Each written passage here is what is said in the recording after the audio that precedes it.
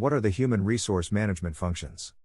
Human resource management, HRM, functions comprise a set of duties, responsibilities, authority, accountability, and reporting relationships that improve the management of the workforce to achieve the strategic goals of the organization. HRM functions are in three categories. 1. Managerial functions. 2. Operative functions. 3. Advisory functions. Managerial functions. HRM performs the following managerial functions. 1. Planning.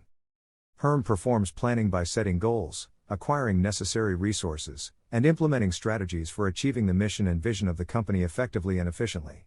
An example of a goal is improving team performance. A strategy for realizing this goal is training and motivating team members. The resource for facilitating the strategy is allocating sufficient finances for training and performance bonuses in the company budget for the operation/financial/trading year. 2. Organizing. HRM facilitates organizing by developing appropriate work and reporting relationships to achieve the set core values, goals, mission, and vision of the organization. The organizational structure is an example of a tool for planning. A basic organizational structure has 3 levels: junior staff, middle-level management, and top leadership. The junior staff level comprises interns and entry-level officers. Middle-level management comprises the head of sections and head of departments. The top leadership level comprises the chief executive officer, CEO, and the board of directors/management. 3. Leading. HRM performs the leading role by articulating the vision and mission of the company, and inspiring staff to realize the strategic goals.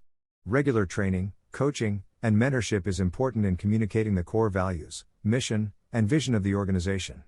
HRM ensures continuous training and development of staff to provide the necessary competence and motivation to realize set work targets.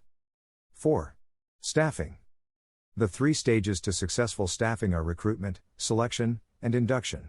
HRM identifies a job vacancy in the organization and encourages suitable candidates to apply for the position. Selection is done via interviews to identify the most qualified candidate for the role. HRM ensures that new employees get an induction to familiarize them with the strategic goals and culture of the organization. 5. Controlling. Controlling is necessary to ensure the achievement of the set individual, team, and organizational goals. HRM performs control via the performance management process.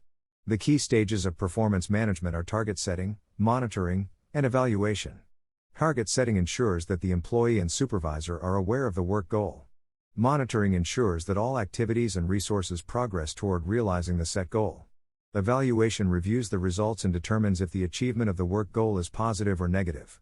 Positive results demonstrate good performance, and the employee and supervisor should get a reward. The negative result demonstrates underperformance, and the staff should be given more training to improve necessary competencies for the job. Operative functions. HRM performs the following operative functions. 1. Job design and analysis. Job design is necessary for the description of the duties, responsibilities, authority, operations, and reporting relationships of a job.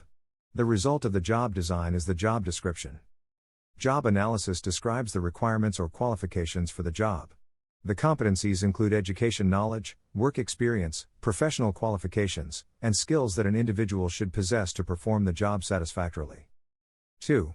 Recruitment, selection, and induction. Recruitment is attracting qualified individuals to apply for vacant job roles that exist in the organization. Selection entails the identification of the most qualified applicant, among a pool of applicants, via an interview process. The successful candidate is given the employment contract form to read, analyze, and sign. Induction is given to the new employee within the first week or month of employment. It is also known as orientation or onboarding. The process involves introducing the new staff to the workplace, colleagues, and supervisor. The new employee is given knowledge of the core values, mission, and vision of the company. 3. Performance management. Performance management measures the productivity of the staff, team, and organization. The process begins by setting a work target or goal. The supervisor provides sufficient resources and instructions to achieve the target. Monitoring is done continuously to ensure that work activities are in line with the set work activities and goals. The measurement of the result is done at the end of the set delivery period. The review demonstrates good performance or underperformance. An employee who secures good performance deserves a reward or bonus. In the case of underperformance, the employee should receive more training, mentorship, and coaching. 4. Remuneration, compensation, benefits, and rewards. Remuneration implies the total pay and incentives that an employee receives for offering work service in an organization. It is the total financial and non-monetary pay, benefits, incentives, and rewards that an employee receives from the organization periodically, mostly monthly and annually. Compensation is the wage or salary that is paid to the employee for his or her services. It comprises the basic pay and allowances. Benefits are the additional perks that are given to staff. Common benefits include paid time off, retirement plans, health insurance, paid medical leave, disability insurance, stock purchase programs, and life insurance. Rewards are incentives for good performance.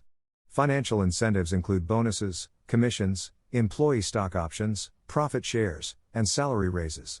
5. Training and development. Training is the enhancement of the competencies of staff in the areas of knowledge, skills, or experience. The focus of training is to develop the capacity of the workforce and enhance individual, team, and organizational productivity.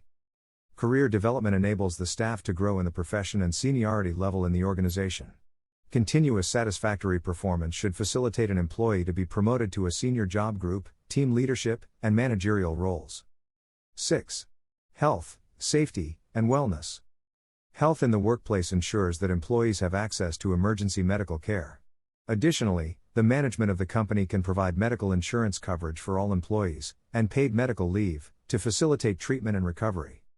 It is a mandatory legal requirement that employees work in an environment that is free from hazards. Personal protective equipment, PPE, protects the staff from infections or injuries in the work environment. Wellness ensures that the employees are physically, mentally, and emotionally fit. An example of a wellness program in the work environment is counseling services for staff who have stress, depression, or substance abuse issues. 7. Industrial and employee relations. Industrial relations imply the collective bargaining processes between the group of employees and the employer. The group of employees comprises a trade union, which has representatives to discuss employment issues with the employer. In industrial relations, the employer is represented by the management team led by the Chief Executive Officer, CEO. The results of the negotiations between trade unions and employers with the aim of improving terms and conditions of employment are known as the Collective Bargaining Agreement, CBA. Employee relations demonstrate interactions between employees and management. Examples of employee relations are the performance management process, grievance reporting, and handling procedure, and open communication between staff and management. 8. Manpower and succession planning. Manpower planning or HR planning examines the demand and labor supply sources for qualified staff in the organization. It identifies qualified individuals who can perform the right roles within set timeframes to achieve the strategic objectives of the organization. Succession planning is a manpower planning strategy for senior management roles. It identifies key or senior positions in the organizations and develops deserving staff to occupy them when they fall vacant in the future. 9. Labor laws. Labor laws are important in maintaining order in the work environment and safeguarding the interests of both employees and employers. Government agencies, for example, the United States Employment Standards Administration under the United States Department of Labor, enforce employment laws. The laws are important in ensuring equal opportunity, fair compensation, health and safety, and industrial harmony in the workplace. 10. HR Registry. HRM is responsible for the management of the manual and digital records of all employees. The paper records of the staff are contained in the personal files that are stored in the HR Registry in the HR offices. Digital records of the employees are stored in the Human Resource Information System, HRIS. Unimportant for HRM is the confidentiality and privacy of the HR Registry. Access to data and information of employees should be by authorized individuals only. Key records in the HR Registry include academic, professional, and career development data of all employees in the organization. 11. Staff exit. Separation is experienced when employees leave the organization. There are two categories of separation. The first category is voluntary separation and includes resignation, optional retirement, and transfer to another organization upon request. The second category is involuntary separation and includes mandatory retirement, retrenchment, termination of employment contract, dismissal, and suspension on disciplinary grounds. HRM ensures proper management of staff exits via timely handover, clearance, and payment of appropriate dues or compensation. Advisory functions. HRM offers guidance to various stakeholders on the performance of various work processes, procedures, or procedures. The advisory functions of HERM include 1. Advice to top management. HERM guides the CEO and Board of Directors on the formulation, implementation, and review of workforce policies. An example of a competitive policy is the professional development of all employees through mentorship, coaching, and training. 2. Advice to heads of departments. HERM guides the departmental heads on manpower planning processes. It is important to identify the labor requirements for the department and assist the hiring team in developing the job description, job specification, and advert for vacant positions. 3. Advice to team leaders. HERM guides team leaders in the performance management process. A team leader should be able to set SMART goals and offer necessary resources, instructions, and motivation to enable the employees to achieve the targets effectively and efficiently. 4. Advice to employees. HERM guides all employees on the procedures that are applicable in the work environment. A good example is the grievance handling procedures and the disciplinary steps. Also, HERM informs the employees on career development and performance reward opportunities in the organization. Calvine Odero 2023